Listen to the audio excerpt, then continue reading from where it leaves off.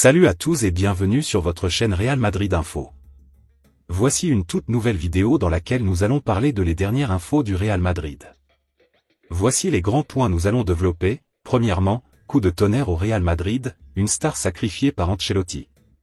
Ensuite, des tensions entre Vinicius et le Real Madrid suite à la Supercoupe d'Espagne. Et, grosse guerre en interne au Real Madrid pour le mercato. Et d'autres infos du Real Madrid. Je vous explique tous dans quelques secondes. Donc, restez juste qu'à la fin de la vidéo pour ne rien manquer. Mais avant tout, abonne-toi si c'est la toute première fois que tu nous suis sur cette chaîne, et activez la notification afin d'être à la une de toutes nos vidéos d'actualité comme celle-ci, donc n'hésite pas à lâcher un gros pouce bleu et quitter votre commentaire. Si c'est fait les amis, on y va. Crise au Real Madrid, le vestiaire madrilène en désaccord avec Carlo Ancelotti. 2 jours après la lourde défaite en finale de Supercoupe d'Espagne, la tension est toujours vive à Madrid.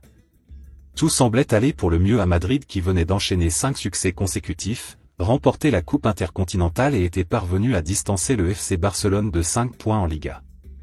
La Supercoupe d'Espagne était en ce sens un bon test pour les hommes de Carlo Ancelotti qui s'est avéré catastrophique. Une fois encore, les Madrilènes ont coulé face à une équipe de premier plan et face au rival historique. À Madrid, on veut rester calme malgré la tempête médiatique, ce qui n'empêche pas les doutes, des tensions et même des critiques en interne comme le raconte Relevo ce mardi. Carlo Ancelotti est le plus pointé du doigt après cet énième marasme, mais le club continue de lui transmettre de la tranquillité car il n'est pas envisagé de changer d'entraîneur avant la fin de la saison. Pour autant, difficile de ne pas supposer que l'Italien est de nouveau fragilisé par les événements et même s'il a bien l'intention de mourir avec ses idées, certains joueurs dans le vestiaire du Real Madrid nourrissent une certaine contrariété à l'égard de l'entraîneur et de son staff technique. En cause, certaines décisions de l'entraîneur qui ne traitent pas tous les joueurs à la même enseigne. Il est plus sévère avec certains que d'autres, il y a les statuts et l'aspect physique de l'effectif est également une source d'inquiétude au sein du club. On note en effet le groupe plus fatigué qu'à son habitude et ce fut encore criant contre le Barça. En ce sens, la préparation de Pintus fait toujours débat mais c'est surtout le manque de rotation du coach madrilène qui est pointé du doigt. Enfin, Florentino Pérez n'échappe pas aux critiques, lui à qui on reproche son manque de réaction sur le mercato malgré les blessures et alors que les besoins sont urgents. L'attitude du boss du Real Madrid après la finale, trop détendue pour certains, a aussi été critiquée. Sans oublier le silence du club dans son ensemble par rapport au cas Dani Olmo et Pau Victor à Barcelone alors que de nombreux clubs espagnols s'élèvent pour pointer une injustice et des inégalités. Pour finir, les joueurs n'échappent pas à la critique. Certains cadres n'évoluent pas au niveau attendu et le plus préoccupant, c'est qu'on doute qu'ils puissent réellement atteindre le niveau exigé à Madrid comme Tchouaméni ou Lucas Vázquez qui sont particulièrement critiqués ces dernières heures en Espagne. Mais ils ne sont pas les seuls. L'autre information. Raúl Asensio ou l'histoire inexplicable d'un Canterano brillant mais relégué sur le banc. Malgré ses performances remarquées, Raúl Asensio reste sur le banc, un choix qui interroge alors que les failles défensives du Real Madrid se multiplient. Après le lourd revers face au Barça, qui a exposé les failles défensives du Real Madrid, un débat anime les supporters. Pourquoi Raúl Asensio, impressionnant lors de ses récentes apparitions, continue-t-il d'être écarté?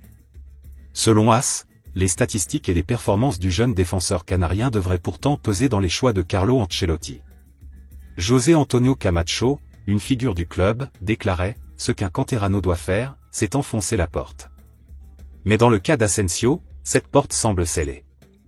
À seulement 21 ans, il a démontré qu'il avait le niveau pour répondre présent dans des situations délicates, un remplacement solide d'Eder Militao, des prestations convaincantes à Anfield, et une série de 3 matchs sans encaisser de but aux côtés d'Antonio Rudiger. Malgré ses performances, comme le souligne le quotient espagnol, cela n'a pas suffi à convaincre Ancelotti de lui accorder davantage de responsabilités. Depuis le retour d'Aurélien Tchouaméni après sa blessure, combiné à la défaite à Bilbao 2-1, l'international français a été réinstallé en défense centrale, reléguant Asensio sur le banc. Ce dernier n'a été titularisé qu'une seule fois depuis, lors du match peu exigeant de Coupe du Roi contre l'Atlético Minra 0-5. Pourtant, les statistiques donnent pourtant raison au Canterano. Avec Asensio aligné en défense centrale, le Real Madrid encaisse un but toutes les 123 minutes, contre un but toutes les 77 minutes avec Tchouaméni dans cette position. De plus, AS rappelle que 38,7% des buts concédés par le Real cette saison hors penalty proviennent de la zone que Tchouaméni est censé couvrir. Outre les stats, les erreurs récurrentes de Tchouaméni dans ce rôle nourrissent les interrogations. Contre le Milan AC 1-3, il a été directement impliqué dans 2 buts, un marquage défaillant et une relance ratée. Face à Barcelone, sa prestation a été marquée par des erreurs visibles. Lamine Yamal l'a facilement éliminé sur le 1, et il a laissé Rafinha filer sans opposition sur le 5e but. Le prochain rendez-vous, en 8e de finale de la Coupe du Roi contre le Celta, pourrait bien être déterminant pour le futur d'Asensio. Carlo Ancelotti devra choisir entre persister avec Tchouaméni ou céder face aux évidences en redonnant une chance à Asensio. Avec un Santiago Bernabéu attentif et exigeant, l'Italien est attendu au tournant. L'autre information. La commission d'appel de la Liga confirme la sanction pour Vinicius. Expulsé contre Valence suite à une altercation avec Dimitrievski, Vinicius Junior avait écopé de 2 matchs de suspension que le Real Madrid avait tenté de faire annuler. Sans succès. Contre Valence pour le premier match de l'année 2025, Vinicius avait une nouvelle fois fait parler de lui pour son comportement sur le terrain. Le numéro 7 madrilène avait été exclu pour un mauvais geste sur le gardien valencien. L'arbitre avait alors brandi un carton rouge. Une suspension de 2 matchs avait ensuite été décidée. En appel, le Real Madrid a ensuite tenté de faire annuler cette décision. Pour la défense de son joueur, le club merengue avait argumenté en expliquant que Vinicius Junior n'avait fait que répondre à une provocation du joueur de Valence. Aujourd'hui, Marca révèle que la commission d'appel a choisi de ne pas déjuger la commission de discipline, en affirmant que la décision prise était conforme à la loi. La provocation de Dimitrievski peut être une circonstance atténuante, mais elle ne justifie pas, selon les instances, la réaction de Vinicius. Cette histoire pourrait ne pas s'arrêter là, puisque le Real Madrid a la possibilité de porter l'affaire devant le tribunal arbitral du sport. Si le club souhaite faire appel de la décision prise, il doit le faire dans un délai de 15 jours ouvrables à compter du verdict. En cas de non-appel de la part du Real Madrid, la sanction sera entérinée. Vinicius raterait alors les 2 prochains matchs de son équipe contre Las Palmas et le Real Valladolid. Pour l'heure, les dirigeants madrilènes n'ont pas fait savoir leurs intentions. L'autre information. Coup de tonnerre au Real Madrid, une star sacrifiée par Ancelotti. Face à la performance inquiétante du Real Madrid face au Barça, Carlo Ancelotti pourrait prendre une décision douloureuse pour ses stars. Le Real Madrid traverse une période tumultueuse après une cuisante défaite 5-2 contre le FC Barcelone en finale de Supercoupe d'Europe, un revers qui a mis en lumière des fragilités inquiétantes. Alors que le club regorge de talents offensifs avec Jude Bellingham, Kylian Mbappé, Vinicius Junior et Rodrigo, sans parler d'Brahim Diaz ou Arda Güler, l'entraîneur Carlo Ancelotti semble être face à un casse-tête tactique majeur. Selon Edu Aguilé, journaliste bien informé sur les coulisses du Real Madrid, Ancelotti est très préoccupé par la situation actuelle et par les performances de son équipe. Il n'aurait toujours pas trouvé de réponse claire à la manière d'intégrer ces 4 stars dans un système équilibré et efficace. Au point de prendre une décision radicale ? Il doute de la pertinence d'aligner 4 attaquants ensemble, rapporte Aguilé dans El Chiringuito.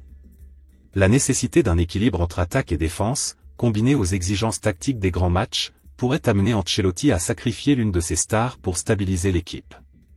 Si Vinicius et Mbappé semblent intouchables, Rodrigo, souvent critiqué pour son irrégularité, pourrait être celui qui en paie le prix. Bellingham, pour sa part, évolue dans un rôle hybride et reste crucial dans la construction du jeu madrilène. Ce choix pourrait forcément redéfinir la saison du Real Madrid et provoquer des tensions dans un vestiaire rempli d'ego. Une chose est sûre, Ancelotti est sous pression et doit rapidement trouver une solution. L'autre information. Des tensions entre Vinicius et le Real Madrid suite à la Supercoupe d'Espagne. Des tensions seraient apparues entre Vinicius et le staff du Real Madrid, après que le Brésilien a été sorti à un quart d'heure de la fin de la Supercoupe d'Espagne. Vinicius Junior fait partie des joueurs qui ont sans doute le plus déçu lors de la finale de Supercoupe d'Espagne. Contrairement de son compère d'attaque Kylian Mbappé, le numéro 7 madrilène a rendu une copie bien blanche. Il n'a pas été en mesure de porter un véritable danger sur la défense barcelonaise. Conséquence de cela, Carlo Ancelotti a décidé de le faire sortir à la 76e minute. Une décision qui a surpris jusqu'au 4e arbitre au moment d'annoncer le changement. Le choix de Carlo Ancelotti aurait créé des tensions entre Vinicius Junior et le club. Selon le quotidien AS, le Brésilien aurait réalisé qu'il n'était pas intouchable au sein de l'effectif madrilène. Un agacement d'autant plus fort pour Vinicius Junior que le Real Madrid était mené au score et qu'il ne s'agissait donc pas d'une gestion d'effectifs. Depuis le début de la saison, les sorties de Vinicius Junior sont assez rares. Le Brésilien a été remplacé à seulement 8 reprises et à chaque fois que le remplacement du Brésilien était opéré, le Real Madrid gagnait. Seules 2 exceptions, contre Majorque et Las Palmas. La méforme actuelle du joueur, qui n'a plus marqué depuis le 10 décembre dernier contre Bergame, pourrait aussi le faire réfléchir sur les raisons qui ont poussé Carlo Ancelotti à le remplacer. La mauvaise dynamique actuelle de Vini coïncide avec la forme ascendante de Kylian Mbappé qui après des débuts compliqués au Real Madrid semble avoir trouvé ses marques. L'autre information. Grosse guerre en interne au Real Madrid pour le mercato. Des conflits auraient lieu en interne au Real Madrid au sujet du mercato hivernal. Le jour d'après est rude pour le Real Madrid.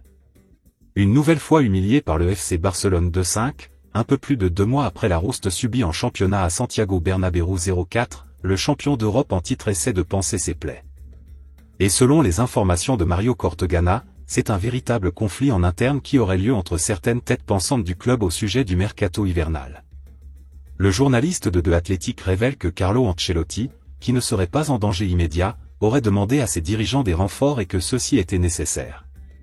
Certaines personnes influentes au sein du club seraient même en accord avec lui. Malgré tout, Florentino Pérez ne serait pas de cet avis. Le président des Merengues est clair, il ne dépensera de l'argent cet hiver que si Liverpool ouvre la porte à une vente de Trent Alexander-Arnold à 6 mois de la fin de son contrat. Une position qui ne manquerait pas d'en interroger certains, qui pensent que Pérez aurait dû faire des efforts l'été dernier pour renforcer la défense.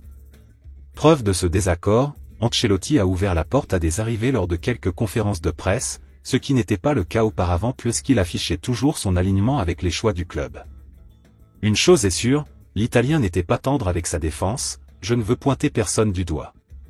Ils n'ont pas bien défendu derrière. L'équipe n'était pas compacte. Nous devons mieux défendre. Le plan consistait à bien défendre. Nous avons mal défendu et Barcelone a mérité de gagner. Ils étaient meilleurs que nous. Nous avons mal défendu et cela nous a coûté le match. Ils ont trouvé les buts très facilement. Nous n'avons pas pressé haut et nous n'avons pas pressé bas non plus. Les prochains jours s'annoncent mouvementés.